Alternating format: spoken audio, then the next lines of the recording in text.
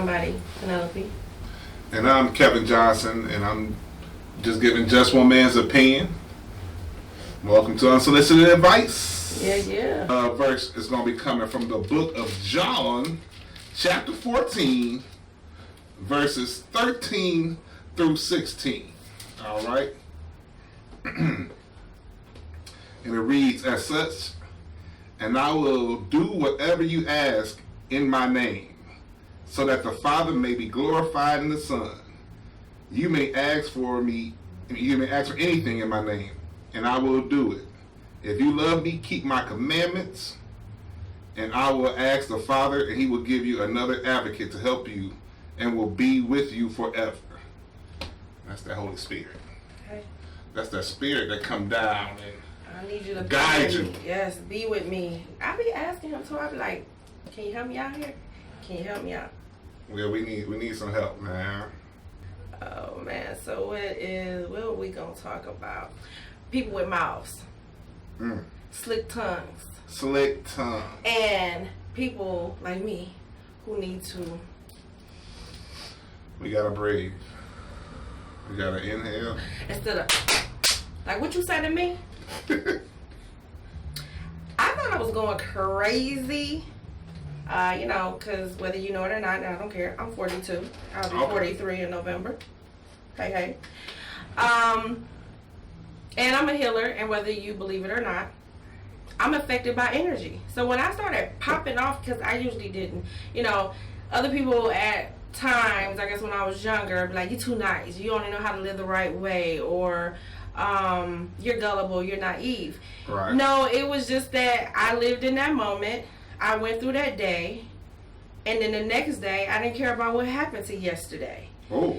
And then as time went on, when I got 18, like my mother never made a promise that she did not keep. If she could not do nothing, she just could not do it. If she said maybe, then you let her come to you. You did not ask her, and if you needed an answer right then and there, then it was an N and a O. Your mama, it sounds like your mama for no game. No. Just like at school and stuff, like, "Oh, you gonna fight her? Do you know who my mama is? Oh, you a coward, you a witch. You can call me whatever you want, but Yvonne Johnson, don't play." Oh, she was a Johnson too? Yes, my mother is a Johnson. Oh, man, no wonder. Related, no wonder. You know what I'm saying? So her thing was, don't make me call off for work to come to anything with your issues. Now, I'm not going to say all adults are right, but you are going to stay in your lane. If you have an issue, you come to me and let me handle it. So if I felt like a teacher was out of pocket and my mama handled it, and I would just be smiling. Your mom had as much more attitude than you? My mother is the kind of person who could shut you down and not say not one cuss word. My mother learned how to debate in, I think, less than 60 seconds. Oh, okay, man. Like, she can get her point across. Oh, she can break you down just that quick? Yes, from A to Z. Well, I come from a family of cusses, and we gonna use cussing words to get our point across. Well, I didn't say she didn't or couldn't. She just tried to reframe. She was. We ain't refraining from shit.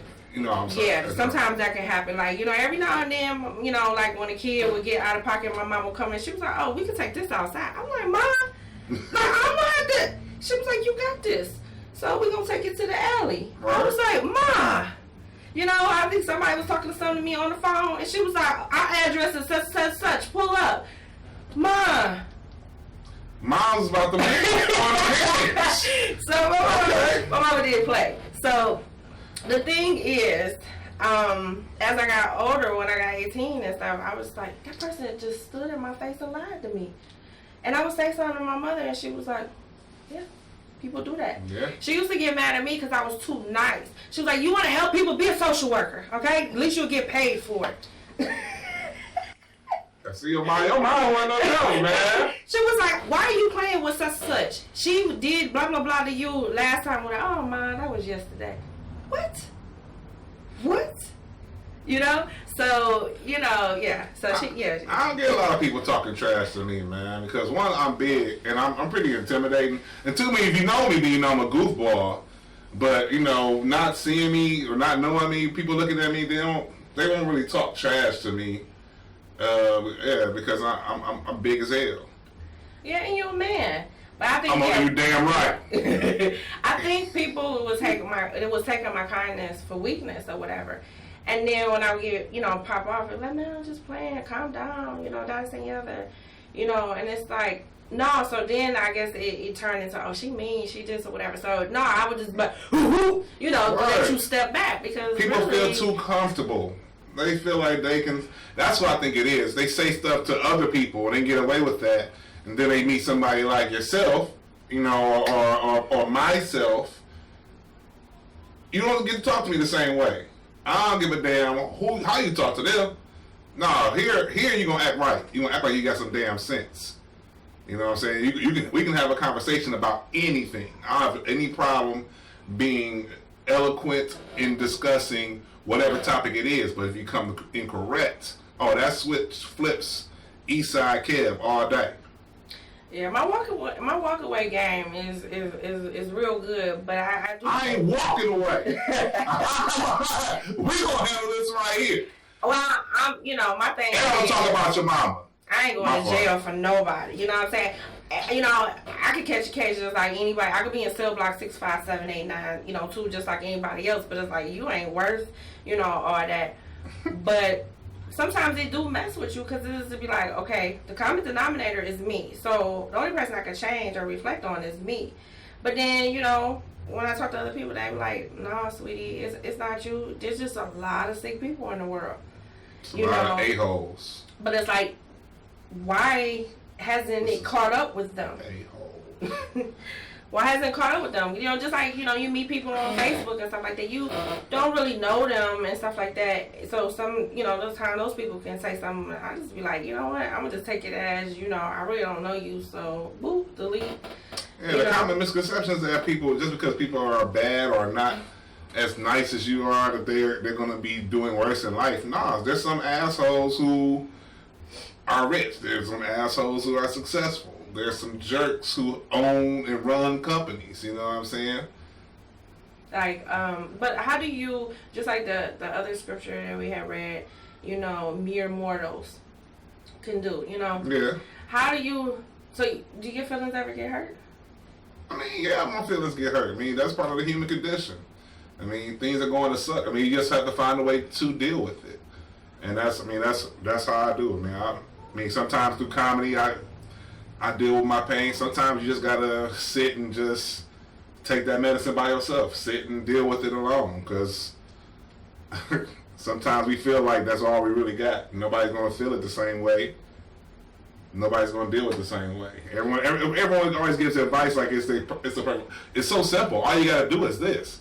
No, because you don't feel the same way I feel. You don't think about stuff the same way I think about it. So your suggestion although it may seem super simple to you, may not work for me. So. But why, when other people have insecurities, they try to, like, I don't need nobody to validate me or any of that. I validate myself. And the only person I worry about is what God feel about me. And, but at some times it's like, why isn't my essence enough to help this person to move in this love and light, but they're going around bringing this toxic behavior and shaking my spirit to the point where now I'm acting a fool, I'm acting a nut. I seem like the one that's irrational or, so. I mean, sometimes, people can have those heavy, powerful spirits and they can take hold of you, you know what I'm saying? Somebody can have a big enough cloud where they can bring that storm over your way. So you just gotta be able to understand, like, nah, man, my day's sunny right now. I don't need none of that energy. I don't want you bringing no clouds, no thunderstorm, not even no fog my way. I don't want none of it. So when you have an issue with somebody, do you talk to them about it, or you just like, deuces, I'm out? I'm a very personal person. Like, if I have a problem with you, I'm going to talk to you one-on-one. I really believe in one-on-one conversation, because, whenever you say something to, like, let's say me and you having a conversation, and, our producer right here, and our producer heard me say something. She may not even have to say anything, but even if she go, you'll take a social cue from that and be like, oh, I should be offended too, and then it can go this way. Where I may not admit it like that. So I never believe, I believe in you have a problem with somebody, one-on-one conversation is the best way to go to make sure you have an understanding. And generally I do that, so I'm pretty good. Like I said, most people don't have a lot of issues with me because they ain't going to raise their voice at me too often. So. Oh, okay. But everyone gets tried though, so. So even with comedians and stuff, I feel like y'all got the biggest hearts or whatever, and that's why y'all tell the story through comedy to kind of heal from that. But some of them can be arrogant, and so how do you?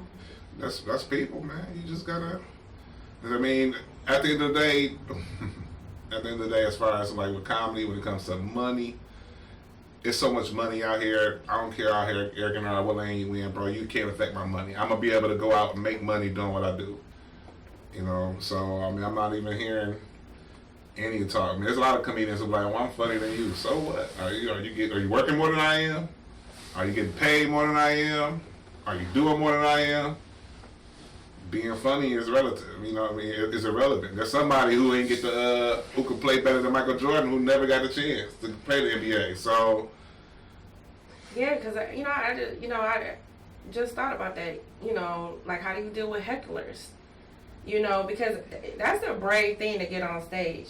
And then to try to have, it's 365 days in a year. There's 52 weeks in a year. So even if you went somewhere once a week, that's 52 times. So do you use the same material or do you change it up? Do somebody like, hey, I heard that last time. Like, that's a lot. I mean, sometimes it's a show. I mean, at the end of the day, it's almost like a movie. Sometimes you'll get a different version of the movie. You get like the director's cut in the movie because we'll take the jokes or we'll change the order of the jokes, man. We just gotta do what we do, and if we got a heckle, we just gotta be ready for them, man. People talking, get their mouth blew out, straight up. Yeah, I have to refrain from that a lot because these are my money makers. But I mean, just like I'm an NRA certified instructor, but I don't carry because again, I'm not trying to catch a case. That's all right. I'll carry the guns for you. Well, but I could, but whatever.